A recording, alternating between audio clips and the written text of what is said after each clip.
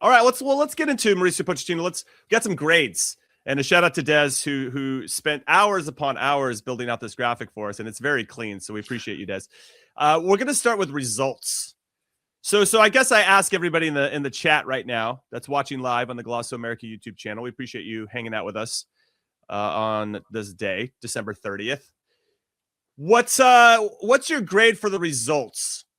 A through F is essentially what we're going through, and then we'll reveal ours. Tones, I'm going to come to you first. Now, when we think about the results, I believe, and maybe Ivis and Des in our private chat can say, we lost 4 consecutive games for the first time in how long? That happened in 2025.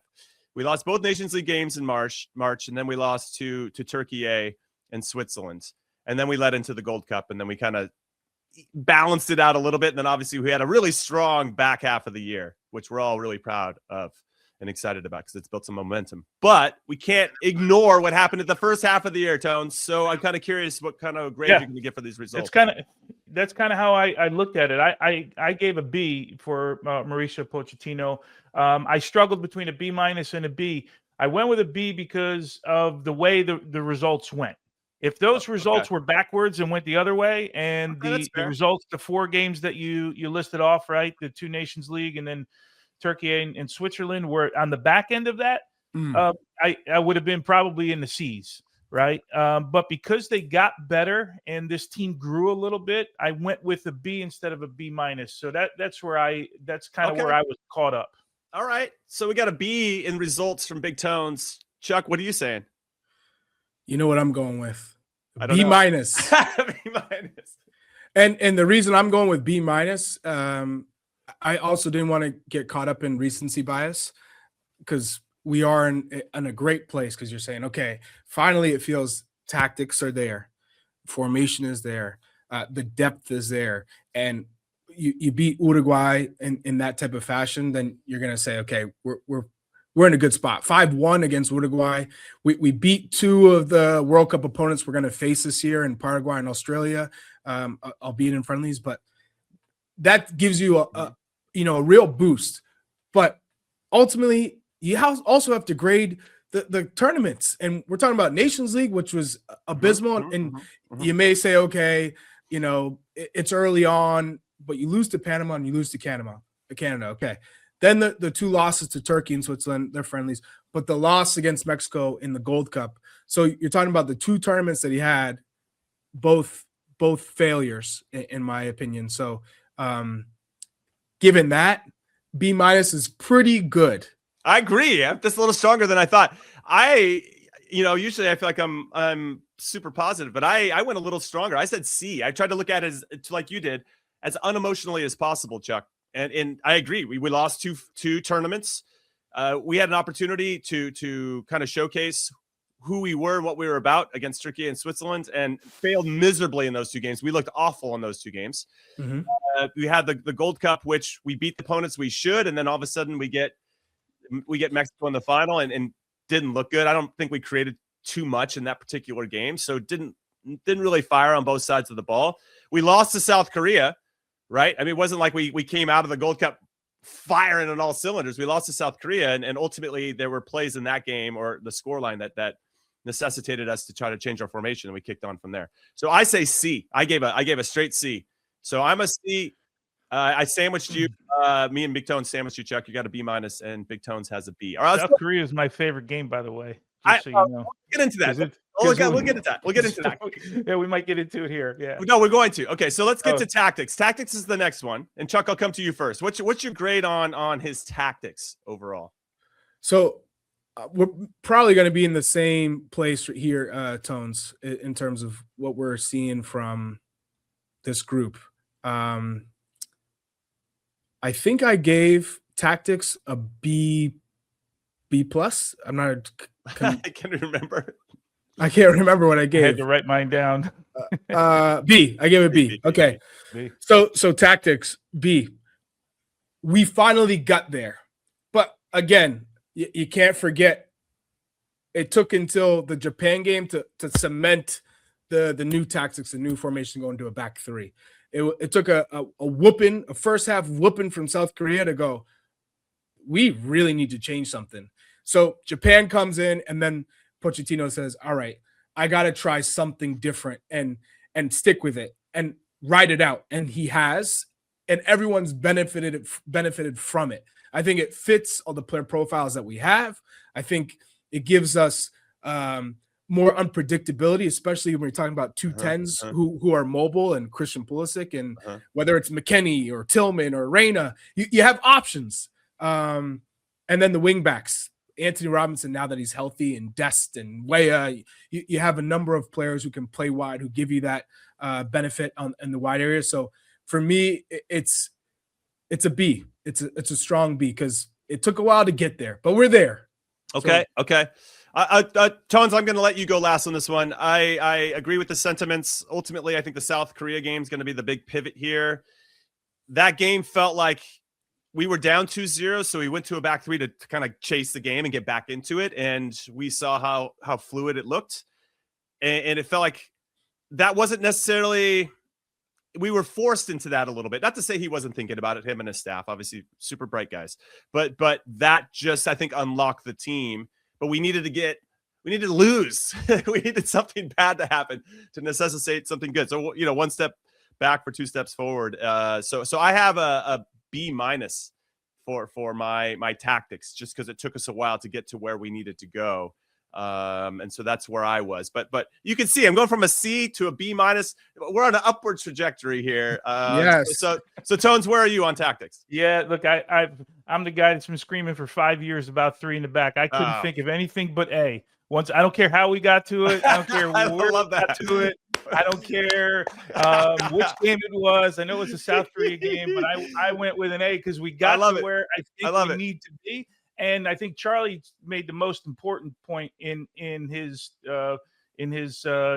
talking about this is the fact that this fits the players that we have. We have personalities for these players, and players are getting better within this system. I could have put a B as well, but I've been tooting a horn about 3 in the back for 4 or 5 years now, with the quality of the players that we had, in particular the wing backs. So I went A, because this was the one I was most excited about. I love it. I love it. I love all the recency bias that we got going on here with Big Tones. Okay, let's get to culture. And wait, you're gonna skip man management? I had Cole. Sorry. It's written different on the rundown. So man management. Mm-hmm.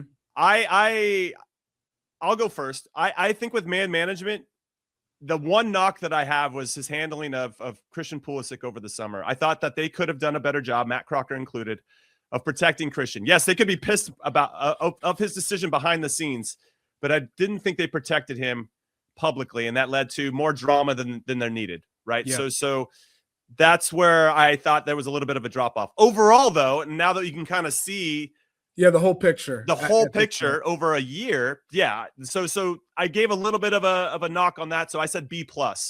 Clearly there was a method to the madness. I just thought they could have done a better job of still getting to that end result without having to create some unnecessary drama. So I said a B+ for man management. But overall, I love all the amount of players he's giving chances to. I love that he's still tinkering and trying to figure out, even in these most recent camps, he's still giving opportunities to guys to say, hey, maybe this guy is the one. And he's made it very clear that as long as you're playing and playing well, you're going to be considered. And if you fit this puzzle that I'm trying to put together, then I will consider you. It doesn't matter what club you're playing at or whatever. So I love that part of it. And I think that's really reinvigorated the player pool, to be honest. So I love the man management, but that Christian Pulisic over the summer thing, I think just a little bit of a tick down. B+ for me. Chuck, I'll come to you. What do you got? Yeah, B. I'm going B. Okay. You always want, like, for a manager like Mauricio Pochettino, there needs to be in areas for improvement. We can't hit the ceiling yet, in terms of an A. Like you said, the bigger picture, you're starting to see it now. So from a high level, you say, wow, he's made people start to feel the pressure of making a roster and making you feel the pressure of, if I don't perform, I'm not going to be able to participate or be in the squad for the World Cup in 2026. It was a necessary evil, if you will, right? Because, for some guys, you're saying, hey, he's going to be there no matter what. Like a Christian, it feels like a Weston, with his quality, he's got to be there no matter what. But there are times where you need to light a fire, and you hope that the reaction is taken the right way. And so given that, I'll say a B, because there were times where maybe the communication wasn't there, but it was almost like a necessary evil. So right now I'd say a B. Okay, so Big Tones, bring us home with an A. Yeah, no, I'm an A minus. I like this part of the game. So A minus, B plus, whichever way you want to look at it. I like the fact that he established his rules. I'm still weird. If I'm being honest, I'm still weird on the not communicating with players. Like, that part is still odd to me, but I'll just, I'll get over it, I'm sure.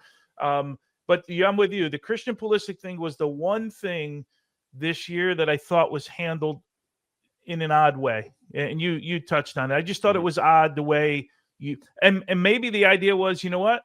I take my biggest guy, and a la Bora Milutinovic. If you know the story of Bora Milutinovic, every team he went into, he cut from the top, right? He cut the top players to let everyone know that anyone's this, anyone can be cut from here. Anyone could be, tossed aside. Who was the top player that he cut for the U.S.? Okay, I think Casey Keller was the guy that he cut. Did he cut Peter Vermes? Well, he cut Peter Vermes too. Peter wasn't a top guy. Yeah, not at that point, maybe. He was in the top 20, like he was there, but he could cut personalities, right? That's what he did. He cut guys that had personalities, and so Pochettino, I don't know that he ever thought I can live in this World Cup without a fit Christian Pulisic. Like, if he's fit, he's making the team. But I think he realized, like, man, if I set an example here, then maybe everyone else will understand me, and maybe he's setting an example with Yunus Musa a little bit too, because Yunus, a year ago, we're still talking about Yunus being on the World Cup team. Now we're questioning whether he's going to make the World Cup team or not. Right. So I like that part from him. And now he's starting to play. Yes. He didn't start over the weekend against Inter, but came on at halftime for Zappacosta. And, yeah, I mean, that's a positive sign that he's being trusted, at least. Yeah. They still lost 1-0. But let's get into culture then, Chuck. Actually, you know what? Go right back to Big Tones. I want to go back to you. I stayed along these lines. I like where they're at. And by the way, I want them to stay here. I want them to stay. I put an A for them. I want them to stay there.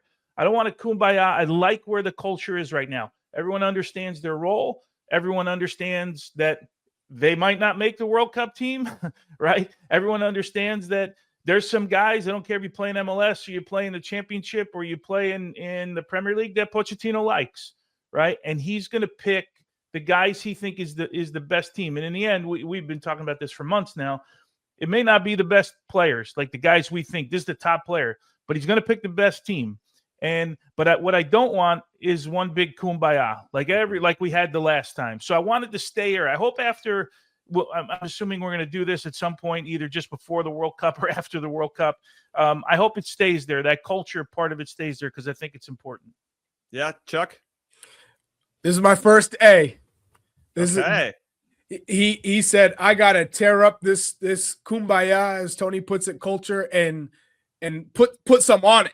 So when you come with the national team, nothing's guaranteed, and it's a privilege, and you got to fight for everything, and you got to fight for your position. And it feels like there's an identity on top of that.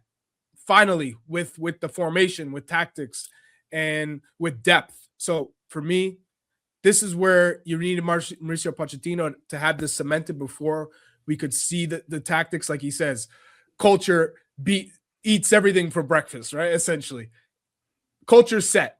So now I want to see the proper tactics in man management. Yeah. So my B minus and my B's go to A's in the summer. No, okay, I love that. I'm gonna stay similarly. It's still positive, maybe not as high as you guys, but B plus. I thought the March camp was very, very important for him to see where the culture was and where it wasn't, and what he wanted to change. And so we got to the Gold Cup, and we had those two friendlies leading into the Gold Cup. You had the Christian Pulisic stuff all kind of blowing up at the same time. We don't play well against Turkey or Switzerland, and then you lead into the Gold Cup. I thought the Gold Cup was pretty transformative with regard to culture. You got to be around the guys for a month, ultimately, right? They got to suffer together in those two losses. had to figure out and solve problems about how they wanted to play and who they wanted to be. And I thought that was a really strong foundation to lead into the next set of friendlies, which was against South Korea and Japan. South Korea, we lost that game, but that ultimately led to us making some changes and being able to solve and being more fluid and flexible in how we were solving those problems. And I thought that showed, and that the team didn't look disappointed, but maybe not as rattled as we were when we lost to Turkey A and Switzerland. So I thought that was really important. And obviously, as you guys mentioned, the culture's only gotten stronger and stronger as he's built out a very robust player pool where everybody feels like they've got a chance. And now we're seeing the benefits of that. So I gave a strong B+ there. So overall grade, I'll just go right into mine. I just said a B, and I'm going to use what Chuck said a little bit earlier. There's room to grow, and I want us to be at an A for 2026. So ultimately, yeah, I think that maybe a B+ would have been. A- would be an area where I'd want to swim, but I wanted to have something to aspire to. Prove me right with an A in 2026, Mauricio Pochettino. So I have a B for 2025. I just think there was kind of a Jekyll and Hyde first half of the year versus the second half, and obviously the momentum sky high, so I'm excited. But overall, if I look at it unemotionally, I think B is a nice, a fair grade and with room to grow. Chuck, how about you? With what overall grade? Overall grade, yeah. B+. Okay. I think he's done a pretty good job now that we're at this point. Last day of 2025, we're looking at kind of, okay, 5 wins, unbeaten in the last 5. You feel pretty good. Yeah, of course. Tactics are finally there. You're starting to see a formation and depth. And now there are some question marks with certain players. Who's he going to go with? Before it was, you have to go with these players, certain players, no matter what their form was. You felt like they're our best player and that's that. That's not the case anymore. And it feels like everyone knows the World Cup's on the horizon and guys are starting to really perform and get after it. I mean, Weston McKennie is a great case example of someone who underperformed in the Nations League. It feels like he was, for whatever reason, picked out as someone who wasn't, giving his best performances off the ball and on the ball. And so therefore, hey, let's see what you got. And he rises to the occasion. He does it at Juve every year. And now he's putting himself in a position to say, hey, I'm a starter in this. And I'm not only a starter in this, I'm not a 6. I'm higher up the pitch. I can do it. Right. I'm doing it at Juve. So you got that. You got Tillman. Reyna's finally starting to get consistent play time. Now he has to do what he does for the U.S. men's national team and create goals and score goals. But ultimately, that person playing next to Christian Pulisic is who I'm really excited about because, again, the midfield is the strongest part of our team. And then you're throwing in 2 of our wide area players, Dest, Weah, and Robinson. I'm really excited about the core within this group.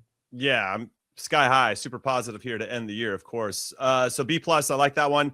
Big Tones, bring us home. What do you got? Yeah, I was a B+ as well. I still the results part of it. You see, I got 3 A's in there, but the results part of it is still weighs like 75-80% of the whole right. Graphic for me. Right. By the way, what a cool graphic that's put together. I still I want to see this thing. If we're going to get to where we want to go, this is going to have to be an A+. What are we, 6 months from now, right? This is going to have to be an A+ to get to where we want to go. So there's still room to grow, but I like where it's going. If we did this report card maybe 3 months ago, there would have been a lot of different conversations in and around this team. But I like where they're going right now. Yeah, and obviously things can change if we don't play well against Belgium and Portugal in March. You're like, okay, tap the brakes. That's it. Results do obviously impact the mood about the team, individual performances, and how we're feeling overall. So, yeah, we're on the up and up. Momentum is high. I feel like we're in a good place, and that's the most exciting part because, as we saw, even over the summer, prior to the summer, we could be feeling a lot different about the team. Oh, look at you. You got to the end of the video. Thanks for watching. We appreciate it. So if you want more average to good content, then you know where to go find it. Go peruse our channel, then hit like, then hit subscribe, and of course, turn on your notifications so that you never miss a show. We'll see you next time.